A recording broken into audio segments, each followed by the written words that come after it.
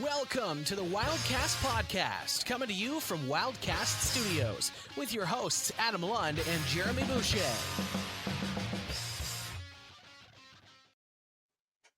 Oh, welcome into another episode of the Wildcast podcast, your unofficial voice for all things Moncton Wildcats, presented by Alpha's Appliance Solution, the premier destination for appliance solution storage in Moncton. As always, fan listeners, I am your host, Adam Lund, and I am joined by your favorite co-hoster, Mr. YQM, Mr. Jeremy Boucher. You have recovered. Let's catch the people up. How was the show?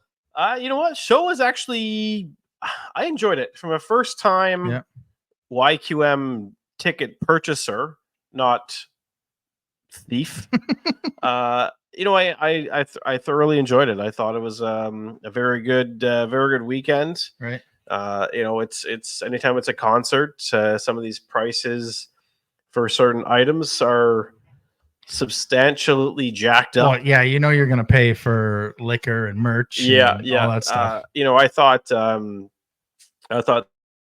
the pricing at the Avenir Center was ridiculous. Well, YQM is a little insane. But the shirt cost $60. I didn't even go to the merch. Oh no, you didn't. The lineup was just so insane. There was no merch purchase options in the VIP section. Not a big deal. For those that don't remember, he bought the VIP tickets. It was only in the GA section. Right. I mean, if you're VIP, we should be given the option to purchase merchandise and not go over to the peasant section. Just that's one of the cons of my experience. You're technically not wrong. You're paying to be in there to get all the stuff. Mm-hmm. At least have some merchandise in there. Yeah. Was it a long walk? Like, are you walking to the other end for the merchandise? You're basically like the VIPs over here. Yeah. You have to walk basically to the other side of the field to the GA section. And that's probably one of my only comments is that, maybe next year you should have a merchandise table in the VIP and not make us walk, over to the other section to make a purchase like that. Other than that, I didn't think the VIP was too crowded. The GA section was an absolute gong show. Yeah. There was a few times where my claustrophobia kind of kicked in a little bit, which was Saturday night, but people are so much nicer in VIP. If you say excuse me and go back a little bit, they're pretty much happy because that gets them closer to the stage. So other than that, it was an excellent weekend. The music was fantastic. There was some acts that I wasn't expecting much from that ended up putting on the best show. Cooper Allen, he's not a TikTok star, isn't he? He's a TikTok star. Doesn't have very many songs of his own. He not copies. He remixes songs into them. country. I've heard him do, I think Backstreet Boys into country. I think a Metallica went into country one time. Mm-hmm. He did Nickelback into country, which that was pretty much his set. Is that he has a few of his own singles, right? But there was a 5 minutes portion of a set where he basically dedicated to Canadian music. He covered Summer of '69. He did Rockstar by Nickelback. He did Complicated by Avril Lavigne. Nice. He did Man, I Feel Like a Woman by Shania Twain. Oh, really? All kind of in one song, and it just got the crowd really going. And the Thursday, I'm sure this will be an unpopular music opinion for our younger listeners, especially the younger female listeners. I'm not a big Bailey Zimmerman fan. I could care less about the guy. We stayed for one song. I was there on Thursday for Nate Smith and Dallas Smith.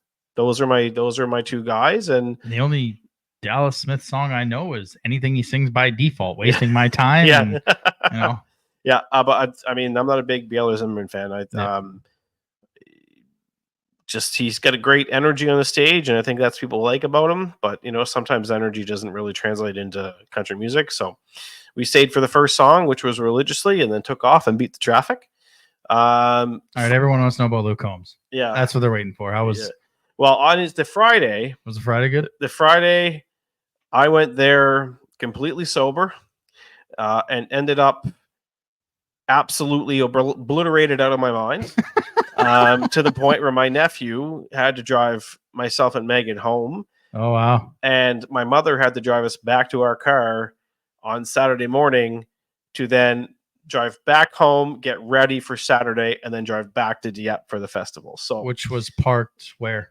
It was on Victoria Avenue, so like across from the Dieppe market. So I was in very, very rough shape on Friday evening with no intention of doing that whatsoever. Right. Maybe that was partially because of I'm not a big Jason Aldean fan. I thought the Friday was like the Republican National Convention.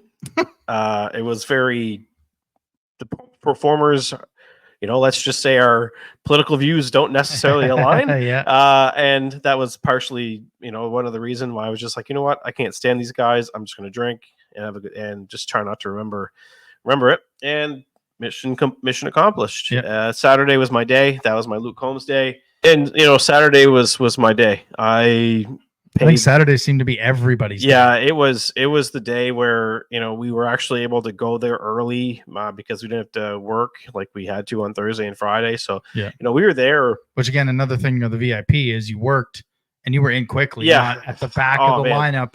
And it's not even worth it if you work till 4 or 5. Right? We got there Thursday, and I was like, "Are you serious? That's the line to get in right now." Yeah. But as you get closer, you're like, VIP entrance, no line whatsoever, walking right in. So there's definitely some benefits to VIP, and even though people say, that venue is maybe 25,000 max, there was probably close to 40,000 people there on Saturday. It was, like I said, it was for me, very claustrophobic, which is why I kind of had to move back, a few rows. But, I'm still recovering from my standing on my feet for 3 days in a row. It's tough when you're 260 and you're, standing on your feet all day for 6, 7, 8 hours, it's painful on your feet. And by Sunday, I was just like, oh, I'm so dead, but I recovered. And, it was a very successful weekend. I highly recommend VIP. It's very, very worth it. You have space to walk around and move around. And it's not a 20-minute wait for a drink. We waited at the most Saturday 3 minutes in line for a drink. Oh, wow. In the GA section, I no word of a lie, it was probably from where you live here to the 50 market. Oh, Jesus. The convenience store, like that long for a drink, and the merch line was that long too. Like it was just insane. So you're buying like 2, and you probably can only buy 2 drinks at a time, man. I seen this one guy had like 4 beers stacked up in one arm and 4 stacked. He was walking with like 8 beers. I don't think there was a limit to the number of beers or drinks you can bring back at once. Well, I would hope not with that long of a line. Yeah, no kidding. This guy had 4 beers stacked up in his left hand and 4 beers stacked up in his right hand. Didn't spill a drop. So that's if Luke Combs had 41,000 roughly on Saturday, that's more than double what he had at the Bangor amphitheater on Thursday, I believe. Yeah, Thursday, because one of the guys I work with. He was in Thursday. He got in town on Friday, and him and his crew rented out Royal Oaks Golf Course and just played golf all day.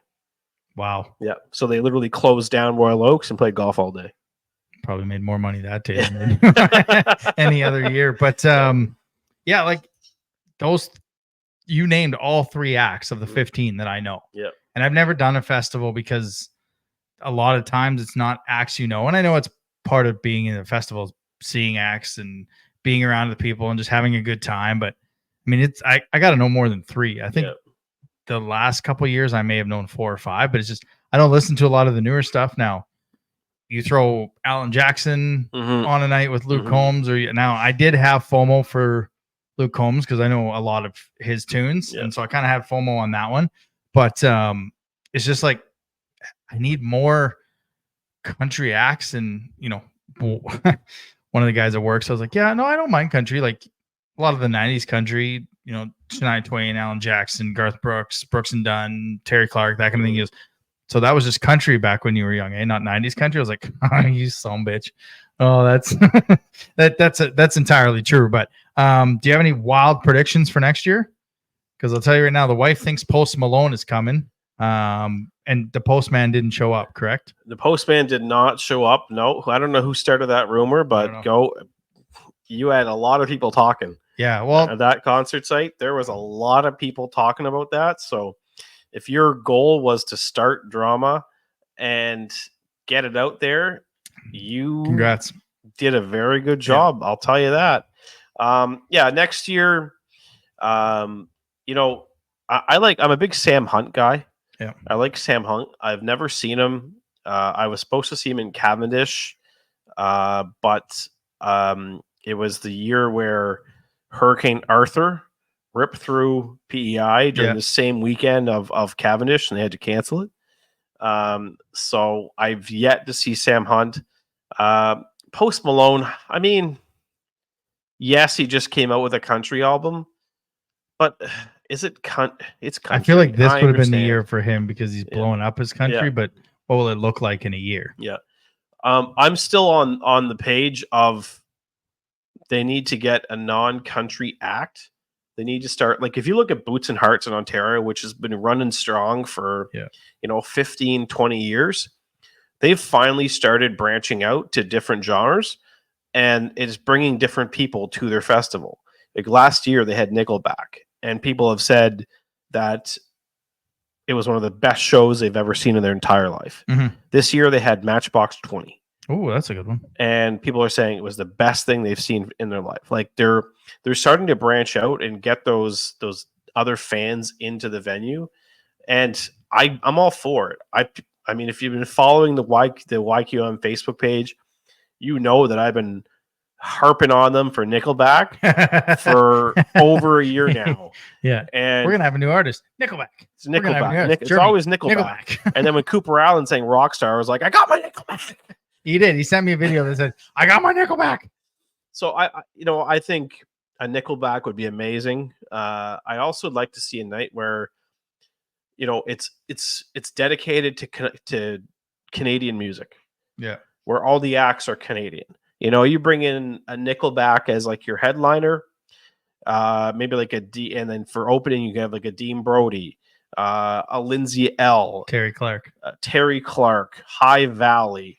That's Brett Kissel. I know how you feel about Brett Kissel, but I will say back, I was showing somebody that I went to Garth Brooks in Edmonton, and I was going back through all my pictures to find it, and I had a picture of Brett Kissel. I was like, oh look, it's Brett Kissel. Oh, he's not that bad. Now that was pre-2020 before things happened, but yeah, that's a country act that wasn't he here? He was just here a little while ago, or did he play Cavendish like last year? Did he? Okay, so yeah, I mean, you have a Canadian Saturday night, right? Yeah. Like, I just wonder if it's starting to outgrow its venue.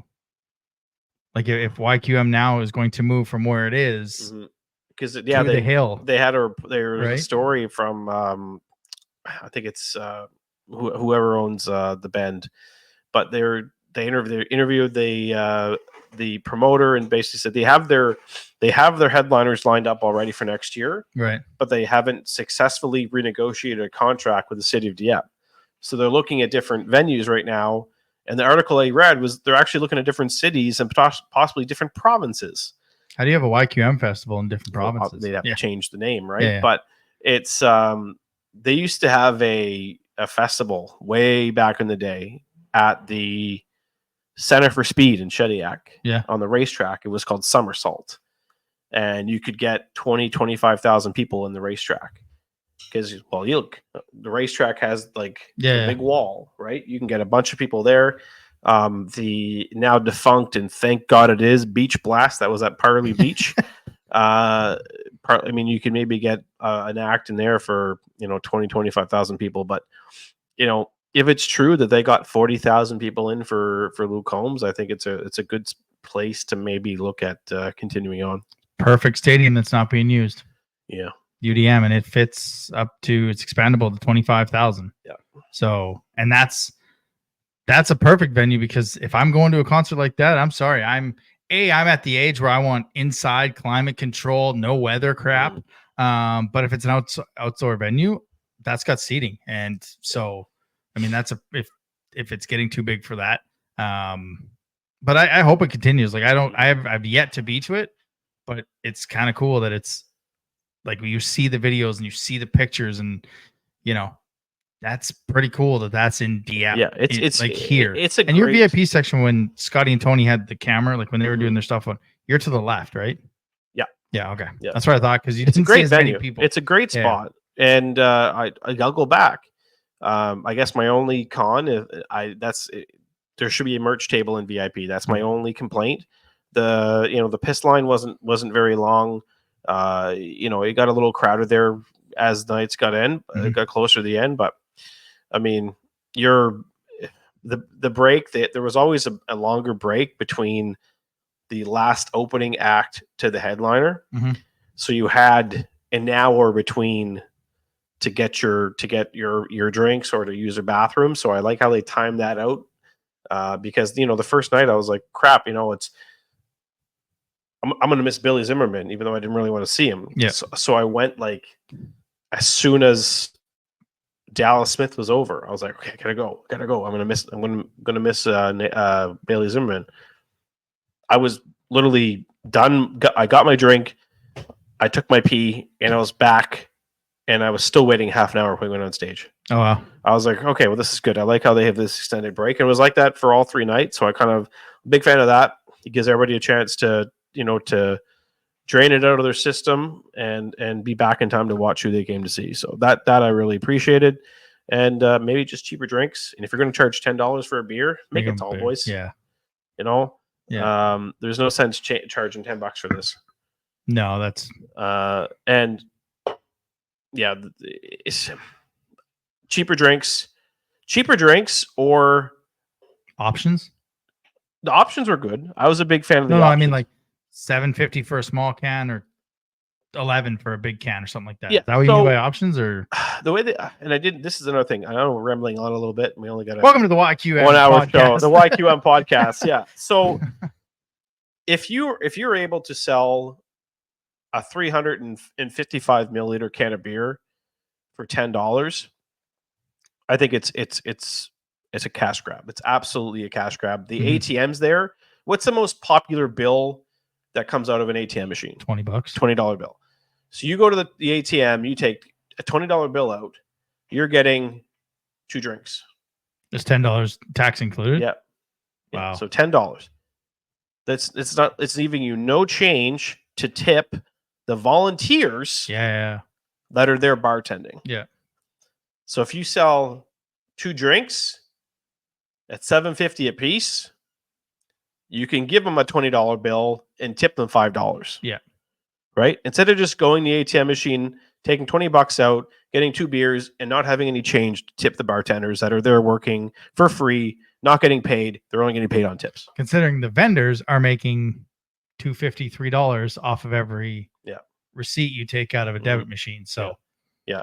So lower the drink prices to be able for the fans to tip the volunteer bartenders because you're not walking out of there with change. Yeah. That's my only 3 things. And next year we'll see where we're at and who we're at because we have hockey to talk about. We do have hockey to talk about. Before we get there, though, as I'm in my Buccaneers jersey, the preseason has concluded. It does kick off September 5th with the Chiefs and the Ravens. My fantasy draft is this weekend. We always do it Labor Day weekend because A, I'm the commissioner and I can do what I want. And B, one year we did it after week 3, and I made a trade for a player and he tore his ACL that next game. And I didn't have that player for the whole season. And at that point I went, nope, I'm not drafting and doing a whole bunch of prep all year for one injury. And it can happen in the regular season. I get it. But when it's not even the season yet, I changed it. So it's going down this weekend. We got the NFL season kicking off on September 5th. So I guess we'll go with our Super Bowl predictions. Yes. Do you want to go? We're not doing a show next week. No, we are not doing a show next week. This is why we're doing this on this episode. And we'll tell you why after. Correct. Do you want to give me your AFC representative? Yes, I will. Okay. So AFC. Chiefs, you're done. You're done. Wow. Okay? Yeah. This is the Bills' year. The Bills will finally come through. Josh Allen will finally get to the Super Bowl. Okay. Okay? And I know we're going to have a Bengals fan on this show later. Yeah. And we have a Bengals fan listening. Yeah. I apologize. I pandered to them last year, and I apologize for that, so I won't do that again. We're not gonna do this. Maybe next year, but I'm going to say the AFC Championship will be the Bills against the Bengals. Oh, okay. Yeah. With the Bills going, all right, that's a decent AFC. I'm going to stay in the AFC East. I'm going to go with the Dolphins. I think they're going to finally figure it out. They look too tough to stop, especially if they can host in Miami. I think that's beneficial for them. And I think they are going to, I'm going to take a surprise. I'm going to take the Texans to get to the AFC title game. Nice. So I've got the Dolphins getting to the Super Bowl over the Texans. You've got the Bills. And in the NFC? The NFC, we're going to go with the, where am I going here? The Detroit Lions against the, I'm not going to say that. The Detroit Lions against the Buffalo Bills for the Super Bowl. That's like the like for those two teams, obviously that's gonna be great. But for people in general that just kind of follow, that's a good Super Bowl for. It doesn't matter who wins, you're probably gonna be happy for them. Yeah. I do have the Lions getting to the NFC title game. The NFC is not nearly as stacked as the AFC, and I don't want to be a homer, but man, I think the Bucs can get there. I don't know if they will. Like they can win. They're winning the division. I'll tell you that right now. You can click this. They're winning the division. Well, their NFC South is an easy division to win. They brought back a lot of people on offense, but I have the Lions getting to the Super Bowl, so I've got the Lions and the Dolphins in the Super Bowl, and you got the Bills and the Lions. Yeah. So AFC East and AFC North and NFC North. Oh, yeah. Big yikes. I feel good about the Lions. I mean, yeah, it's just no one's coming out of the NFC West. The Packers can probably push the Lions. The NFC East, the Cowboys choke every year, and the Eagles, I don't know. So I think the AFC is more stacked than the NFC. You can pretty much pick those teams, but yeah, that is our Super Bowl predictions. Don't forget, as always, you can follow us on the social medias: Twitter, Moncton Wildcast; Instagram, Wildcast Podcast; TikTok, Wildcast Podcast, as well here on the YouTube. Don't forget to like and smash that subscribe button. I have the drop this time, so let's get to some news and notes from around the queue. News and notes from around the queue. And this is going to be quite quick. The CHL released its free views for this preseason, so sign up. You can watch any game in the OHL, WHL, and QMJHL in the preseason. The September 13th game between Bathurst and Moncton in Bouctouche is on that one. And as well, some trades. We had many trades in this preseason there, Mr. Boucher. Trades. Lots of trades. Trades. Lots of trades. So many trades. I think the one that caught my eye, other than Moncton's two trades, which we'll get to in a minute, is another 20-year-old goaltender off the market. So we had talked, there was 4. We didn't even talk about Gravel in Baie-Comeau. He heads to St. John for a 4th and a 5th in 2027. So as I tweeted out, and it just left me now, we've had 3 20-year-old goaltenders moved. Ruccia for a 2nd in 2026 and a 5th in 2027. Delafontaine to Blainville, literally after we talked about him, to the Armada for a 6th, and then Gravel for a 4th and 5th. So that leaves Mercer, St. Hilaire, and Rousseau as 20-year-old goaltenders for rebuilding teams. Mm-hmm. I think the goalie market's kind of set in a 4th to 6th round pick. Yeah. Now I know prices get a little ridiculous at Christmas time when the Memorial Cup's in the queue. But I don't know if any of those 3 goaltenders fetch anything higher than that. I think there's one that you could probably make an argument to get a little higher return, and that's Rousseau. But at this point, it's going to come down to who's going to need a goalie, and I don't see any of them being traded anytime soon. Mm-hmm. I think it was announced today that Rousseau is no longer going to an NHL rookie camp, so he's going to be starting the season with Halifax and possibly even ending the season with Halifax for all we know. It's going to come down, if there's a team that has to upgrade a goalie, it might only come down to if there's an injury in their nets or something like that. I don't think these three guys are going to get traded anytime soon. They're likely going to play where they're at until at least Christmas. Yeah, and I think if you do see one of them move, and a team does get desperate enough to pay for it, it's a team in the Western Conference that, like a Shawinigan, that gets out to a hot start. Excuse me, who was the other one that I was thinking? There was another one that I was thinking that, the Western Conference seems, you look at the two conferences, the East is going to be much, much better than the West. But basically, actually, the only one is Shawinigan. I think Shawinigan leads the Western Conference. Maybe Blainville, but they just went and got Delafontaine, so that one's out.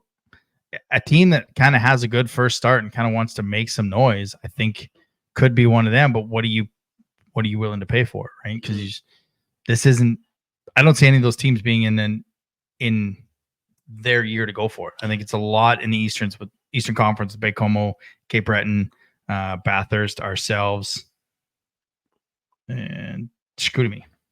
Yeah, and there's the market's not going to be huge for a 20-year-old goalie, and which is just going to drive prices down. Yeah, right. So at this point, there's a few big name players that will likely be on the move, and a couple defensemen, and it's as people say, it's probably going to be a very expensive trade period, but I also think it's going to be a quiet one.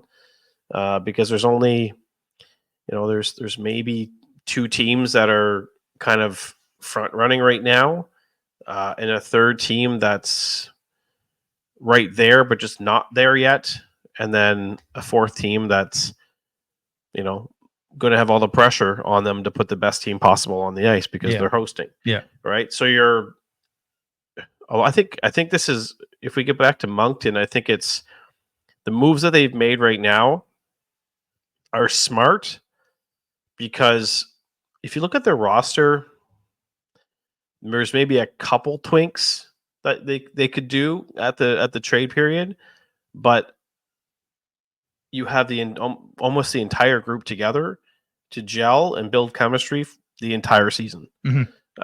So when you get to that Christmas trade period, you're not messing with the room or anything like that. You're just bringing in some pieces here that kind of to fill out some spots. So, getting the Karchik deal done now or 3 weeks ago was key. Bringing in Kluche now was key to making sure that there's a gel early in the season that translate into the playoffs and hopefully a long run. Yeah, and the two trades that were made is I guess Aiden Diamond was loaned to us, and if he made the roster or made it into second cap, we ended up making a pick, which I made the deal graphic like that, and then as I was getting ready to tweet, I'm like, well, no, we would send Aiden Diamond because he was here to Rimouski and get I thought we were giving it to them, so I put it out there and. Shout out to Briar for being like, nope, that's not it. The other way, and I was like, he's like, it must have been a camp loan. I'm like, son of a. But I had it already. And then the other one that was kind of just, I guess, out of nowhere a little bit. They've acquired Pierre-Etienne Cloutier from Quebec for a 5th rounder in 2025. This has been a offseason of size with skill. Mullen, JP, now Cloutier. 6'5", 200 pounds. He had 21 points in 58 games. This is a 100% depth move because he can play third line. He's a good PK guy, which allows maybe Sumpf to move into this up, Denway to move up while Loshing is out a little bit because he's going to be out probably for about a month, I think, is what I would guess. But then when Lotion comes back and our top 6 slots in, this guy still can either slot in our top 9 or play on that bottom row and go up and down the lineup. And he's a big body that can put the puck in the net when needed to. We're not looking for him to score 25, 30 goals. That'd be great. But it's just another big body on this team, and they're building a big physical team that you are going to have trouble playing against. Yeah, and this guy is, just one of those guys that he doesn't mind standing in front of the net. He will get his arse kicked in front of the net, but he'll love every minute of it. And I think that's what's going to be. That he's going to be a role model, because the fourth line will likely be the most inexperienced line. But if Riley Sampson in the fourth line, he was a regular last year, right? So Cooper Cormier could be, or Schlender. Yeah, these are. It's not going to be necessarily a young line, but it will be. I think that's what he's brought in for, is because that's also That's a big fourth line. Like that's Sampson, Cormier, Cloutier, Schlender's even 6 feet. So it's a big forward group, and we're going from last year one of the youngest teams in the league to now one of the oldest teams in the league. Yeah, that's a pretty good transition. Yeah, and again, like, they're going to tinker a bit at the deadline, and again, I don't think this is going to be a deadline for Moncton that is splash. I think it's going to be a couple depth pieces for a long run. Again, and I've said this to anybody that asks. I think they're running with Steinman and Warren. I have zero issues with Steinman and Warren. You look at his first half in the last 2 years, behind that defensive structure that we had, he was the top goaltender in the league. It wears on you when you take a lot of pucks. So the biggest addition to this team will be the structure and the way they play. And I think we're just going to be fine there. But I think a lot of it is depth and tinkering for a long run, because I think the 2 biggest names that are probably going to be out there at the deadline are Gauthier and Schultz. Right? Those are probably the 2 biggest fish that'll be. Yeah. Gauthier. And Brady Schultz on the back Brady end. Schultz, JP from Baie-Comeau. Depending on what Baie-Comeau decides to do. Brady Schultz, being a 20-year-old defenseman, you're probably looking at, there's likely a team that could use an upgrade there, but I think Gauthier is easily the big target. He was rumored to be traded at the draft, which did not happen. There's been Justin Poirier rumors for days now. Yeah. I think those 2 are kind of the big fish, but I guess it all depends on what Baie-Comeau decides to do. They could be like, what? We think we can compete with Chicoutimi. Let's go for, let's try to win a division and surprise somebody. That division and our division, that's going to be a fun run with those top 6. Like, those are your top 6 teams. Yeah. So I guess we'll see what happens. It's going to be one of those things that's it's going to be fun to watch. I think the Maritimes is pretty well. We know who the top 2 teams are going to be. And the East, it's going to be fun to watch that one. Yep, that is 100% correct. Would you like to talk to our guest? Yes, that would be fantastic. All right. Before we actually get to the guest, my apologies. The news and notes segment was presented by Integrity Lawn Care. Looking to do some summer cleanup or almost fall cleanup, and don't know where to start or too much for yourself? Check them out on Instagram or give them a call at 506-866-8218 or email them at Integrity Lawn Care. Now, we're going to get to our guest, and he is a wonderful guest. Let's keeping up there on number 1. He is keeping up on there, number 1. Yeah, he is. Here he is. View from the other bench.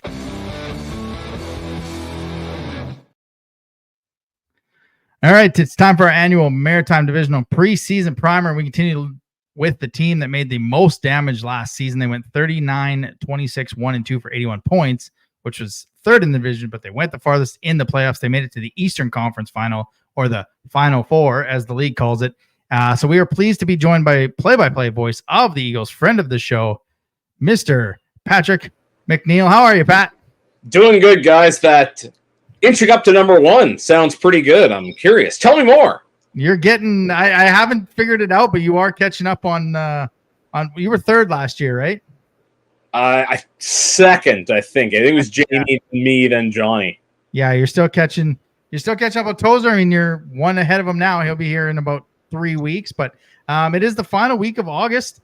You are turning into Mr. Tozer a little bit. Where in the world is Patrick McNeil? As you've been all over this country with your Australian rules football. How's your summer been? Yeah, it's good. Busy, as you said. As I'll give a shameless plug. I was commentating for something called the Transatlantic Cup, which was an international tournament to determine the best transatlantic Australian football team. Was Ireland, Great Britain, France, USA, Canada, and Colombia. Ireland winning both the men's and women's pools. Took place in Toronto. Really cool to see it played at that high level. I don't know if we have any AFL fans here, and I'm glad you said it wasn't rugby, by the way. It took me a minute. I was like, it's not rugby. If by chance there are any AFL fans here, they'll appreciate that both Nick Revolt and Josh Kennedy, the Sydney Swans one, not the West Coast Eagles one, were at the tournament. So that was really cool. So that was the bulk of my summer. And of course, I don't know, is this a hockey podcast? Are we going to talk about the craziness in the Big Brother house or the great show that was All In this past Sunday? So, obviously that's taking up a little bit of my time as well. But yeah, just kind of starting to get into hockey mode now. But as for the footy, I should say there's murmurs that a club might start up in Moncton. So I'll promote that while I have the chance. So message me if you want any more information. Well, I think maybe Adam and I will pass on the tryouts for. Yeah, no, anybody can play. We got limbs that we need to protect here. Yeah, we made a joke, and I actually said it to Graham at the last preseason game. I said, I saw your workout that you put the guys through on the Instagram. We were gonna do it, but we die. In fact, I almost die watching it. And I don't watch All In. I'm sure Jeremy will get a Big Brother reference or question, or you guys will talk about it at some point into this. But before we get into this season, I want to look ahead or look back last year. Now, if you'd have told me at the opening weekend when Jeremy and I were there that you guys were going to go to the Final Four and we were going to get swept in round one, I'd ask you what you're on and how can I get it if it's legal. Talk about your season last year. You guys kind of got off to a bit of a slow start, hit your stride when you needed to, not only on the ice, but off the ice with one of the best social media accounts in the queue. Just talk about it like a chicken and an egg thing. Was it the media that brought the fans to it, or was the winning on the ice helping the media bring the fans in the building? Well, I had a friend once told me, he said that he thinks championships are won off the ice. And if you really wanted to take a look at what happened in Cape Breton as a whole last year, ultimately it is the players on the ice. But I don't think what you're pointing out is entirely invalid. Definitely, I think some of the social media content and all that created excitement, and that kind of bled in to what was going on the ice. Now, to be fair, a big part of that is Louis Robitaille himself. A lot of people talked about him as a coach, and he did a great job. But I think he deserves credit for the social media presence as well. He was definitely a part of getting the team out there in the community. But there was a lot of emphasis on that. Brad Chandler came in as new communications guy. There was a couple other changes in staff. Nick and Carter McGillivray came in the office, and they were great. Shout out to Melissa McNeil, was like the office mom back there. And at the beginning of the year, Joey Haddad, who you probably remember as a star player, well, not Adam, before Adam's time, but Joey would remember as a star player for the Eagles. Kind of a perfect storm of a guy who was a star player, local, business degree. What more can you want to be running your office? So when he kind of put in his staff, that kind of put things together in terms of off the ice social media. In terms of on the ice, obviously the team was way different in the second half than it was in the first half. I think part of it was, you can say this now, that I think the team underachieved a little bit in the first half, and you saw that opening weekend. But part of that is probably Louis Robitaille coming in as a new coach. Sometimes it takes a while to see what you have, and you try to evaluate your pieces and whatnot. Of course, not having Jacob Newcomb was a big part of that too. So the second half, you're looking at a team that gets Newcomb back. They make a lot of savvy trades, not just trades for good players, but like the right types of trades. Yeah. You get the trades, you get Newcomb back, and then you get Louis finally has his team. He's got his chemistry set with the assistant coaches, Nick McNeil and Matt Anthony. He knows what he has, and that's what you get in that second half, combined with, as you said, the social media is kind of like whipping up the excitement, and it's a perfect storm, and everything's going. And all in all, it led to a pretty memorable and exciting second half in playoffs in Cape Breton, and one that we'll remember for a long time, but one that we're also hoping gets surpassed by this year's team, or perhaps a team in the near future. Right. For sure. Obviously, that long run loss last year brought some butts to the building. You know, those sold out crowds, and that transferred over to the preseason with the was a sellout in member 2, if I'm not mistaken. We're pretty damn close to it. What's the I guess the expectation from the fans going into the season? Because talked to a few Cape Breton Island folks at the YQM, and they're pretty fired up for the season. And yeah, what's the expectation going into the season here? Yeah, I'm sure you probably ran into plenty of mutual friends of mine that were in Moncton that I didn't realize that were there. I was surprised I didn't see more of it on my Instagram stories. I did see a couple of familiar faces floating around there, but I think there's definitely some excitement for sure. And, it's going to be a tough battle in the Eastern Conference, which I'm sure we're going to talk about in a minute. But coming off that last year and knowing that a lot of those same pieces are coming back, there's a lot of excitement. And it's just nice to have that coming into the season. In not just the preseason. So I don't know how familiar you guys are with the complex in member 2. It's kind of your standard community rink. So there's 2 ice pads. There's one that has seats, probably similar to what you'd see in a junior A arena. And then the second pad has, there's some seats there, but not a ton. For whatever reason, because of the ceremony that was going on, they had to move the inner squad to the secondary pad. And the actual effect of that was really cool because you walked into the first black and white game and it was packed. So the black and white games were packed, and I'm not sure what Jeremy's drinking there. It looks like it could be something. That's a bubbly. Don't worry. Okay, you're going Scottish on me and Iron Brew, which is not to be confused with the Iron Brew they used to have in Cape Breton. Deep cut for any Cape Bretoners watching. But so there was a lot of excitement about, the black and white game was big, and the exhibition game, as Jeremy mentioned, of course, an exhibition game coming up in Port Hawkesbury, which is part of the initiative to kind of spread the brand, be a true island team. Yeah, a lot of excitement, though. Season tickets are up. Exhibition attendance, inter-squad attendance has been good. Even some of the games that are, at less friendly times, like 3 in the afternoon or 11 a.m. for camp, you had some people watching. And, yeah, people are excited, and, the team's going to be entertaining and they're going to be good. And yeah, trying to build off last season should be great. And I'm going to go to where I always start with these. I'm going to go to goaltending. And this is one of the more interesting teams in the league. And, I'm going to pop up the graphic because your guys' roster set. I think it's the only one in the Maritimes division. So impressive. Yeah. So you got Malota and Lavoie in net. Ruccia was dealt. Is that the area that if it's needed to be upgraded, it could be the main area of upgrading? Now, I'm nothing against Malota, but, playing 15 games as a backup last year to moving into 35-40 as a starter is a completely different animal. And you've got Mercer, St. Hilaire, and Russo as like kind of the 3 veteran 20-year-olds that could take you to a next level. Is that somewhere where could be that you see a main point of contention if it doesn't get off to the start that everyone wants there? Well, obviously, if you don't have goaltending, you're not going to go very far. I think if you were to ask the team internally, though, that might be the position that they'd be least likely to make a big move at. I think you're probably more likely, and this is no disrespect to Brandon Lavoie, you're probably more likely to see a move in the backup spot, but he's going to get his chance too. Basically, what you're looking at is a guy who wasn't in the league moves up to try to be a backup. A guy who was a backup tries to move up to be a starter, but as I said, Lavoie had really good stats in U18, but there's probably more question marks around him just because if you look at Malota, top 8 in both save percentage and goals against, granted a bit sheltered because Ruccia is getting the bigger starts, but you only had his games against good teams. It was a loss, but a game against Halifax over the holidays was one of his stronger showings of the year. So, and of course, he's going to take a step up every year. He's going to have that experience at training camp with Nashville. He's got his experience with the Czech national program. But of course, if he ends up underachieving, then obviously you'd want to bring somebody in at the very least to push him. And as I said, Lavoie is a question mark, as any rookie goaltender is coming in as a backup. He's a bit of a late bloomer, Lavoie. He was passed over his first draft,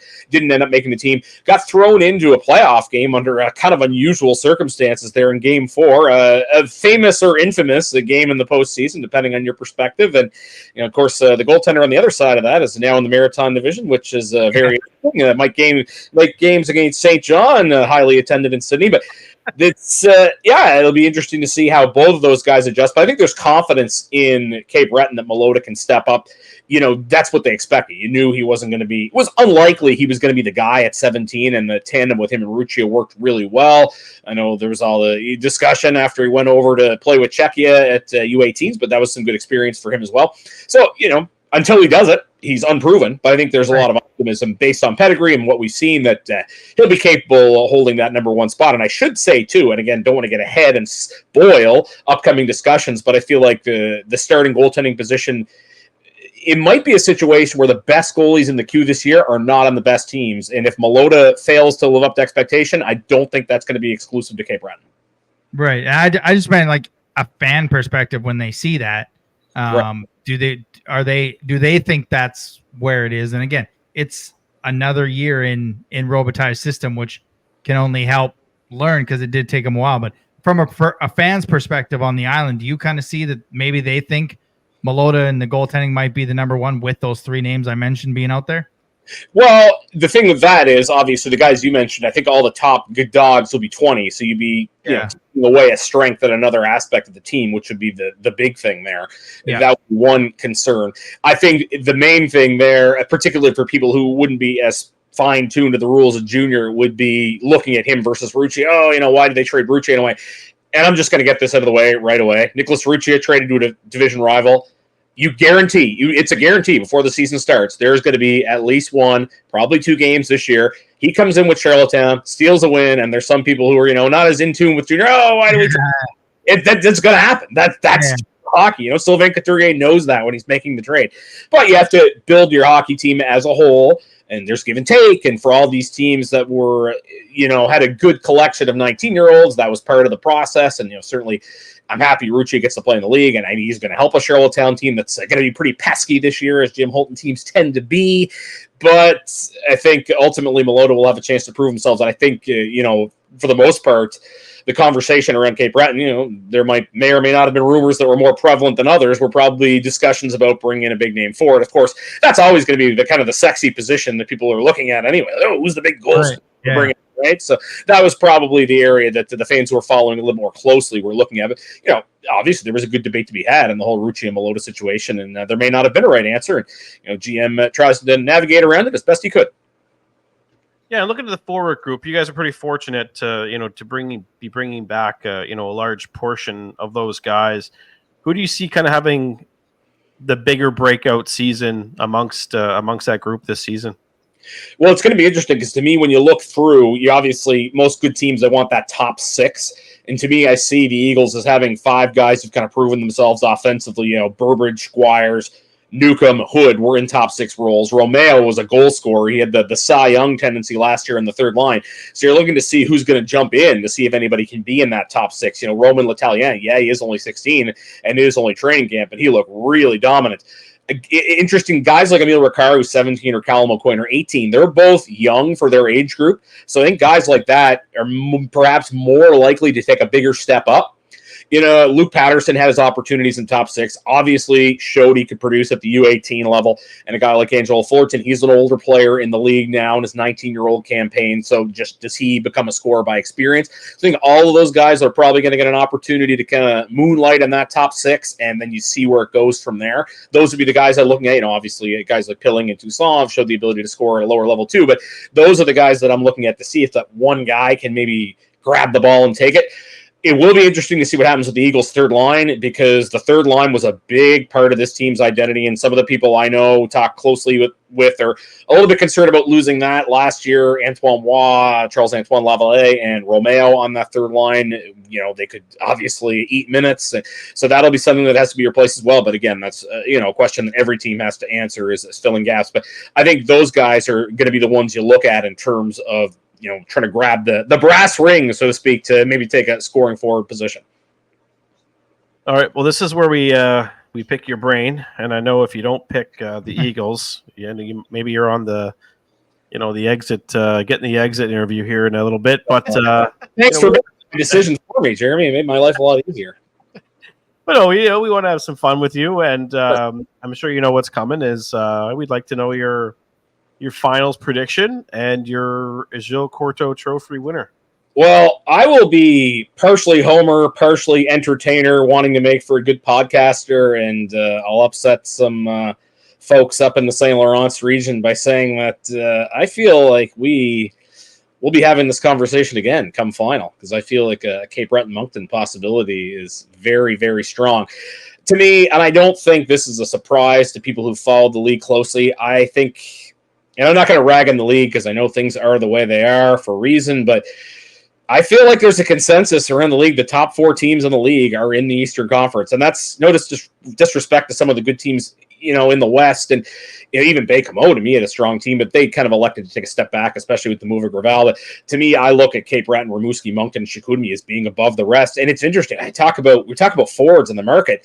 You look at a guy like Ethan Gauthier in Drummondville. I'm wondering if Drummondville doesn't say, you know what, we're looking at our roster, and this isn't bad against the Wet. Like, I was looking like, their D coming back is pretty good. Like, maybe they can make a bit of a run for it. So maybe a guy like that ends up staying put. And maybe, odds are there's a team in the West that's a sleeper that that is going to come out of nowhere, whether it's Drummondville, whether it's Sherbrooke, Shawinigan. I guess I do like Drummondville off the top of my head, but I don't think they're on the level of the teams of the East. And we've both seen what Delafontaine can do, you and Cape Breton and us against him, and him in Blainville. Right. That's just another team that just could surprise and be hanging out there and make a few additions at the deadline. And again, these picks, Pat, you will be allowed to do them or keep them on the trade show, so you're not quite locked in. I will say Cape Breton. I'll go with the hometown bias and say Cape Breton over Moncton in the final.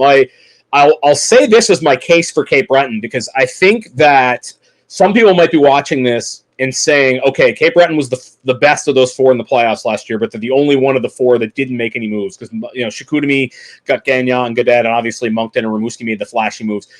One thing I'll say about the Eagles, I think people might be sleeping on, is that first half performance from last year where they had to take time to figure things out with Robitaille. That's not going to be the case this year. They should be able to get out of the blocks a lot faster. I don't think I'm going out on a limb when saying we're going to have a better opening weekend than we did last year. But I will say this, and this is applicable to Chicoutimi as well. It's strange to think to be working for a team where, we've got a really good chance of winning the championship. But at the same time, if you were to tell me we were going to be out in the second round, that wouldn't surprise me just because of the way the format works. I do think there is the possibility. I feel like Cape Breton right now would be behind both Moncton and Rimouski. I just see the Eagles as being in position to – because the Eagles haven't made their moves yet. So I feel like when the Eagles make their moves, they can jump ahead of those teams.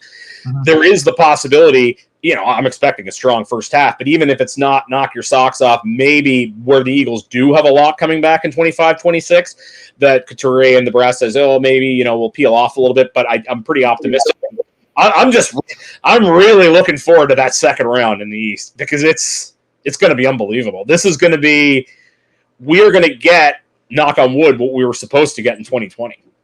Not all the same team, although some of the same teams. Yeah, most of the same teams. And like you said, you got 4, I got 6 of the top teams in the league are coming out of this Eastern Conference. And Jeremy, this is not the same. This is the same 4 contending teams that were supposed to be in that 2020 season. Yeah. Supposed to have in that great second round. So, right. Yeah, no, it's your prediction is wrong, but your teams are fine. And hey, if it comes down to the middle of May or the beginning of May, and we're still talking hockey on our podcast with you, and maybe your podcast with us, who knows? I mean, that it could either be a second round or it could be a final, and this is the time where I'm gonna probably be okay with the Final Four thing because it's gonna have possibly the best 4 teams. And they'll probably all come out of the East.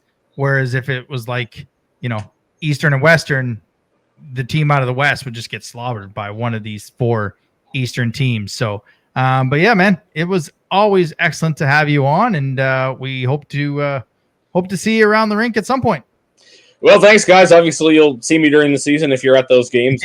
We'll find time in the CJCB schedule for you guys to make an appearance as well, and I'm sure we'll be doing this again. Yeah, I don't even think we see you here till December. Like, we don't see you here for a while, I think.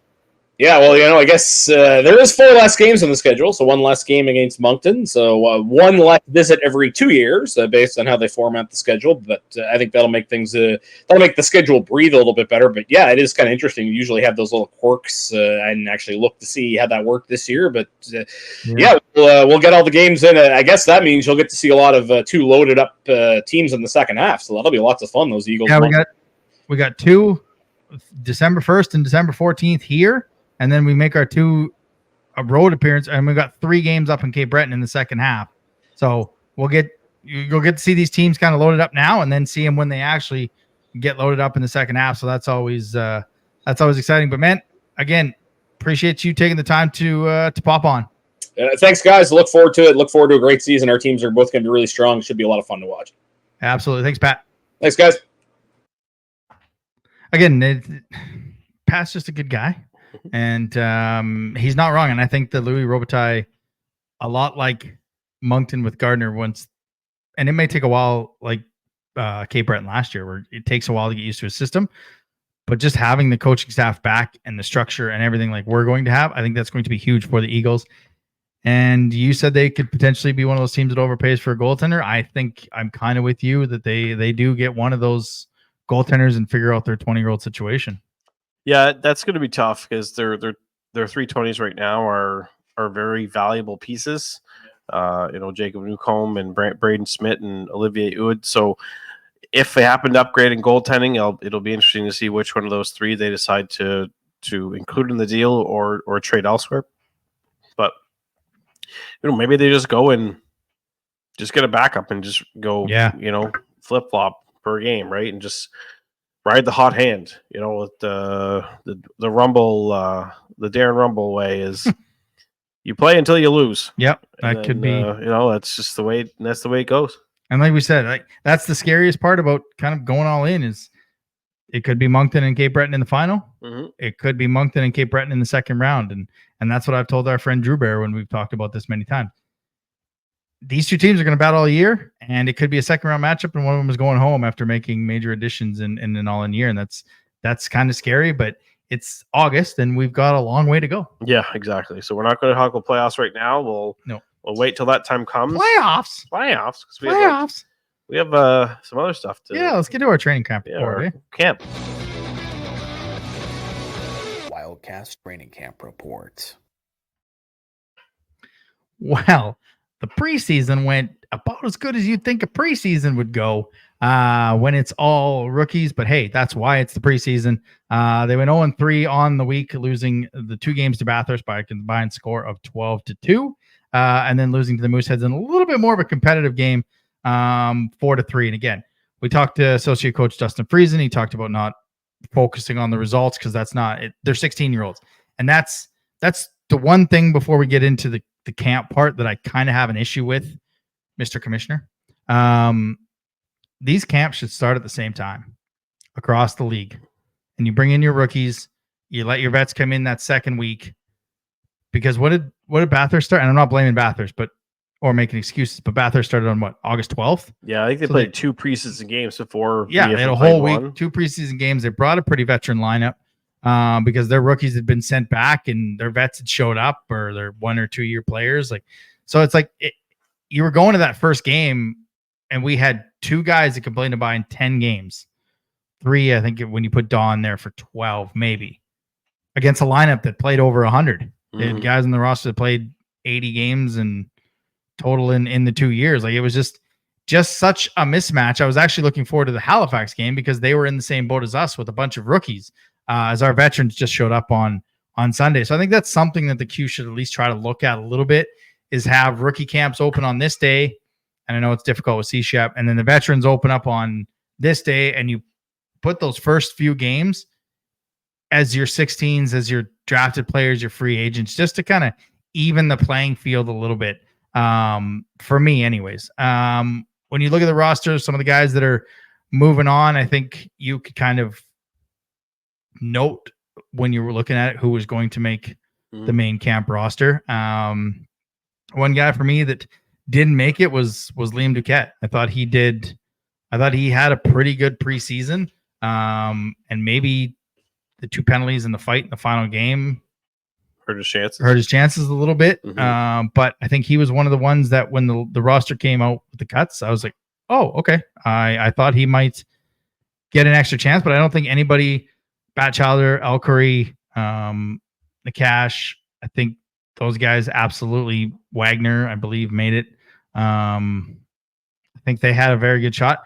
Now you're going to see what Q hockey's like. Yeah. Because once the vets get here, you could see the step up from the red and white game to preseason game 1, preseason game 2, they got more comfortable. The third one, they were right in it the whole time. But now when the veterans come, now you've got to make sure you know what you're doing. Yeah, so this is where you got to separate, your rookies. The ones who can really separate themselves in the rookie games and stand out are the ones that are going to, advance on to main camp. And for me, I think the big surprise was Nikash. He coming into the camp as a third round pick, and just so smooth and so poised for being 16. And I like that because these 16-year-olds like Nikash and El Khoury, they don't have that siege up thing playing against them, so they can stay here for as long as they want.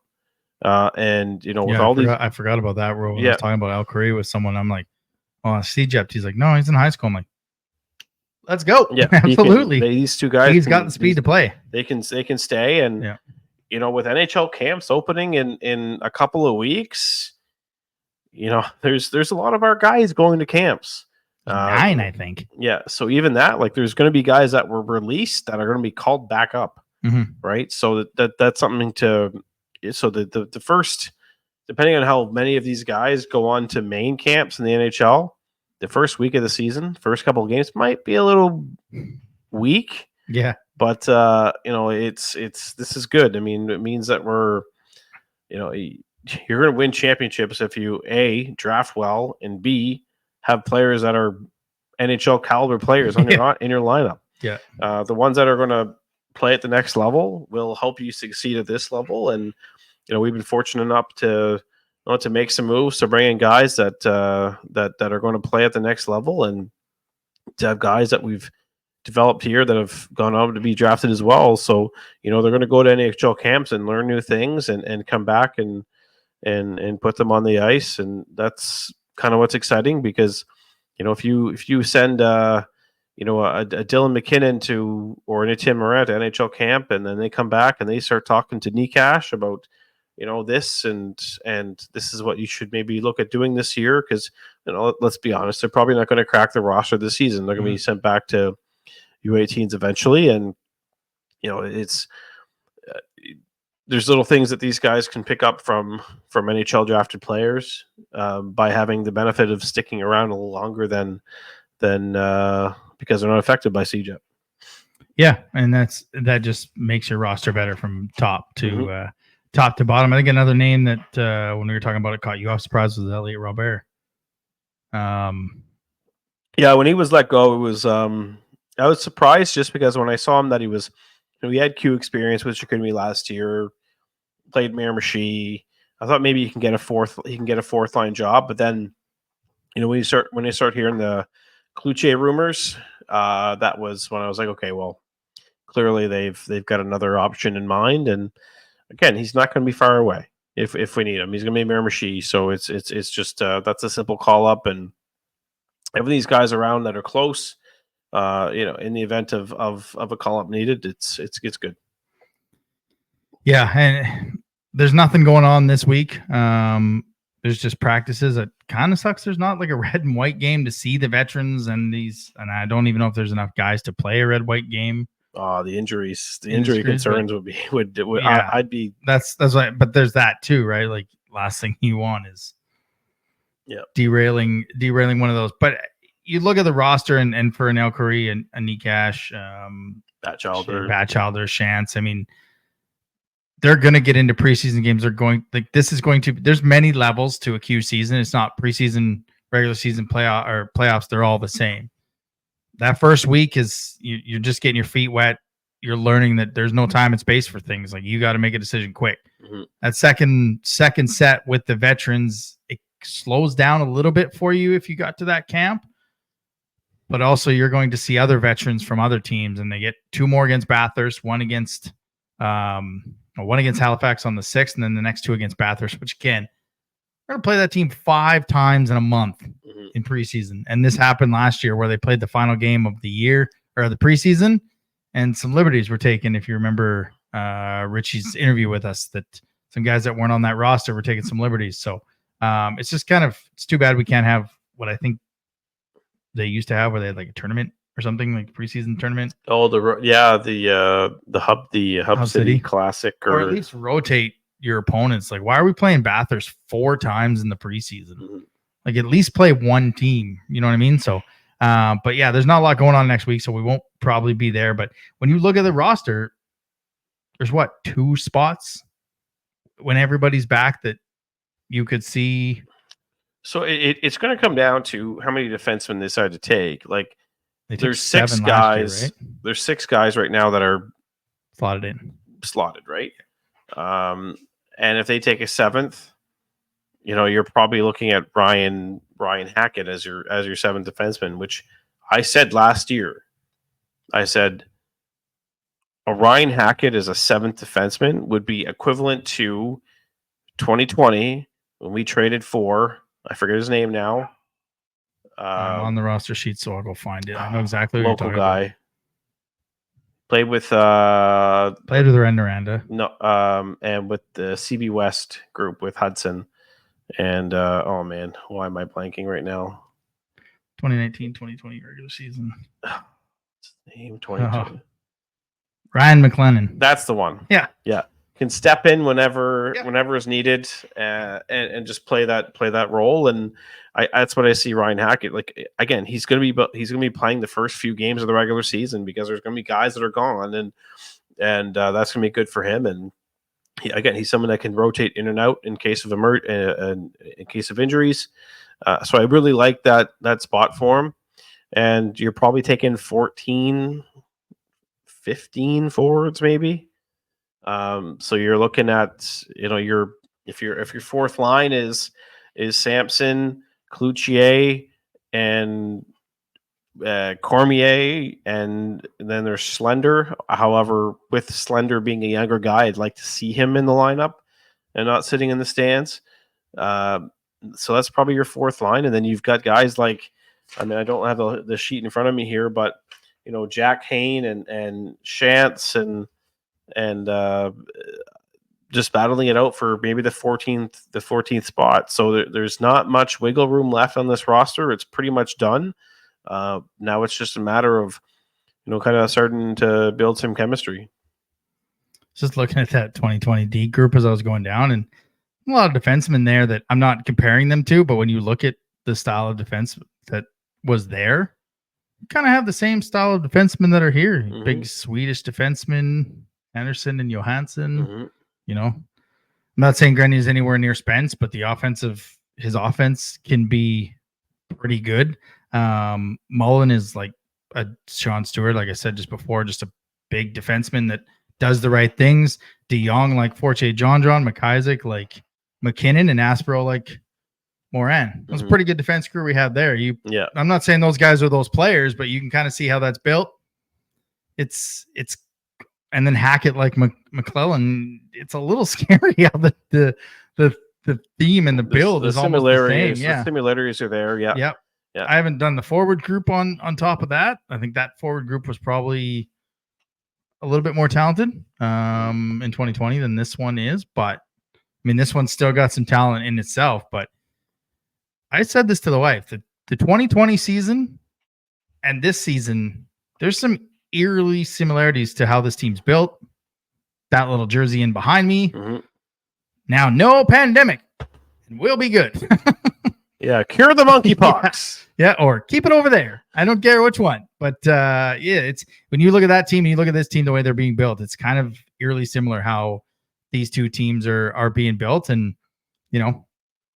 coaching pedigree wise, he was an NHL coach and he was a pretty good coach to start off the year. Mm-hmm.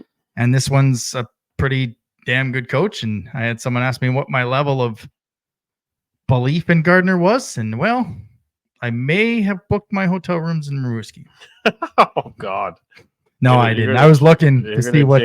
No, I was looking to see what the prices were, because my wife's like, "We are not staying there for 10 days. We are not doing that." I was like, "Okay, we'll pick and choose when we're going." But I just said that to this person because we know who he is, and it's just easy to go with that. But it's a good week. In 2 weeks when everything kind of gets going in camp. Gets underway and we can actually see what this kind of group will look like. I still don't think we're going to see Gardner behind the bench in the preseason. I was asked up on that. I was like, I think we'll go see him September 20th in St. John. I don't think he steps behind the bench in the preseason. Probably not. I know. Well, you never know. Maybe. I mean, yeah. They usually don't. I don't think Dan ever stood behind the bench. He kind of let his assistants go, but he might want to get behind it just with this group and see how and run the bench like he was, so they get used to running the bench like he does. I'm going to do, if you don't mind, a preseason stick tap. Oh, are you cool with that? Yeah, I mean, yeah. It's go ahead. All righty. Murray Realtor, buy a house from him. Stick tap of the week. All right, yeah. You said before the mic muted that you'll have yours in a couple weeks. I'm going to have a little bit of a preseason stick tap. And this one is an easy one to give out. Like I said, we don't usually do this till the regular season, but it's just so easy. And it goes to every single one of you that listens to this show. We do this show for you. We find it humbling when you talk to us about the show, when you do things that we ask on the show, trivia wise, always engaging with us. And the outpour of support when I talked about our little arrival coming in February was amazing. It was unbelievable. Baby. And then what'd you say? My baby. And then the table auction is now up to $100. It started at 10 and it was 20 when the show first got on YouTube, and it's now up to $100. I'm going to have it again today, Thursday and Friday on the Instagram chat. And like I said, the fact that it went to $100 is just crazy. And I know the money goes to charity, and that's why it's getting up there. But still, the fact that you guys are bidding on something that we had in our studio for 7 years, whether you keep it in your house or you donate to someone, is pretty cool to us. And you want to help us donate some money to charity. So, like I said, it's going to continue to go on our Instagram story. The bid increments were going up by 25, so I might as well just keep that. So bid increments of $25. It is at 100, and all the money raised will go to the Ronald McDonald House charity. So again, the stick tap of the week goes to each and every one of you that watches this show, listens to this show, and supports this show. The stick tap of the week, sponsored by Eric Murray Real Estate with the Remax Avante team. If you're looking to buy or sell a home in the Greater Moncton or surrounding area, make sure to check him out on social media or give him a call at 506-863-8802. All right, Jeremy. It took a little longer than we thought, just because audio, new computer. I hit a button, it shut all the mic off. So no matter what I did, couldn't record. So that was a fun time. That's a fun time learning. But we got the show going. Again, thanks to our guest Pat McNeil, who's now moved up a little bit more on that list of our top 3, talking about the Eagles season coming up next week. Like we said, there is no show. There's no real training camp, no games, anything like that. Practices are kind of closed to the public, so not a whole lot to talk about. So we're going to take one last break in the middle of preseason to enjoy the Labor Day long weekend. We will be back September 11th, and for the rest of the year from then, we'll be talking with Corey Arsenault, talking about the Islanders season coming up, as I think they're almost down to their full roster as well, and just what the season on the island is going to look like for them in kind of year 3 of their rebuild, I think. Something like that. We're going to him as well. Don't forget, you can hear us on Q103 on the Go Home Show with Brock Gallant on Wednesdays, talking hockey and maybe some concerts. Maybe I don't know what we're going to talk about. Most probably hockey. And don't forget, Rogers TV premiere will be September 16th with our guests Jamie Tozer and Johnny Rocket talking about St. John and Bathurst as we get set to open up the season against them on the road. For Jeremy, I'm Adam. See you in 2 weeks. Thanks for listening to another episode of the Wildcast podcast. Follow us on social media at Moncton Wildcast.